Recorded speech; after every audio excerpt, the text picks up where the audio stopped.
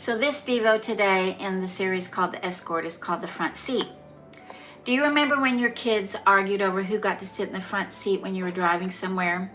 We even had cards that we put on the front seat and the kids turned them over so that they could remember who sat where last, so the arguing stopped.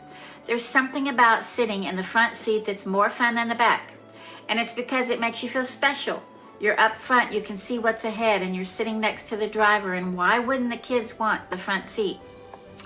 Remember back when we mentioned how we're escorted to a seat in a restaurant, to the choices of seats? Well, there's a story in the Bible about those that follow Jesus also wanting a choice seat right next to Jesus so much that they argued over it, just like our kids did. In Mark 10, James and John asked Jesus if he'll do them a favor. And then they ask if when Jesus sits on his glorious throne, if they can have the seats of honor beside Jesus, one on the right and the left. Perhaps these guys felt like they were close to Jesus and they wanted the honor of being escorted to the choicest of seats right next to him, front and center. I can remember so many instances in life where seating mattered, and being escorted to the best seat is quite an honor. Not only to the person being seated, but to all those that watch that person being taken up to the front. If there's a special speaker at an event, folks want a seat at that person's table. Some riders at amusement parks like the very front seat if they're adventurous, so they can be first to see what's ahead and experience the thrill. And well, if somebody saves us a seat in a crowded arena so that we don't have to fight for a place, we feel as if we've been escorted like royalty. That's what these guys were seeking, an escort and an invitation to sit next to Jesus on his glorious throne, a place of honor and kingship.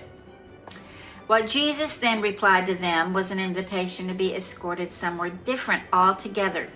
First of all, he told them they didn't know what they were asking.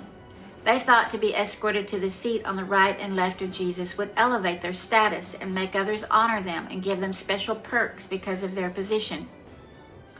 In fact, the other 10 disciples heard what these two had asked of Jesus, and it says they became indignant. This totally could mean that they were annoyed that they didn't think of asking the question themselves. To be escorted by Jesus, to sit by him, oh my, why hadn't they thought of that? Jesus then draws his followers close and escorts them into what it means to have a front seat by Jesus. He reminds them of how the rulers in the world lord their position over others, flaunt their authority, but Jesus calls them to be different. They won't be escorted to a front seat for all the world to look at them and envy, but they'll be called and escorted to be a leader by serving. What if we arrived at a huge dinner where we think we're going to have a seat next to the keynote speaker, the best view in the room, and the choicest of waitstaff attending to us, only to find out when we arrive that we're the waitstaff? Jesus told them that whoever wants to be first must be the slave of everyone else, because Jesus came to serve others, to give his life as a ransom for many. James and John thought their request to sit by Jesus near his throne would elevate them and escort them to king-like status, where they'd be adored alongside Jesus. Jesus invited them to a different seat altogether, one of humility where no honor is given, but honor is deferred to the Father through the seat of servanthood. I've seen this front seat mentality in churches. I've participated in it myself. We desire to be seen, to be noted, to be affirmed, to be praised, because those we know and sit near, and that's not the escort that Jesus provides.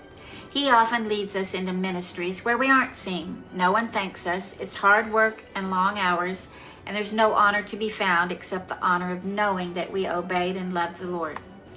I think our kids did want the front seat because of the view and being near mom or dad, but mostly I think they wanted to sit in the front seat so they could have what the other one didn't have.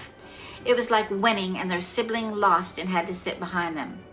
It's our nature from the time we can talk to want to be first in line, have that toy and not him, to push someone out of our seat so we can sit where we want. But it's the calling of Jesus that brings honor that no one sees as he escorts us to service in the back of the room where no one sees but him.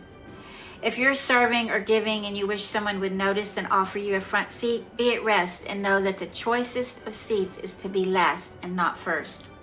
And the only accolades we need and truly want and that satisfy the need to be affirmed and noticed as the ones offered are the ones offered by our escort Jesus, who serves beside us all of our lives. And guess what? We will be escorted to sit beside him on the throne, it says in Revelation. It says, after this I saw a vast crowd, too great to count, from every nation, tribe, and people and language, standing in front of the throne and before the Lamb, and they were clothed in white robes and held palm branches in their hands. The front seat, right next to the throne, all of us together, too many to count, escorted to the choicest of seats with a view like none other.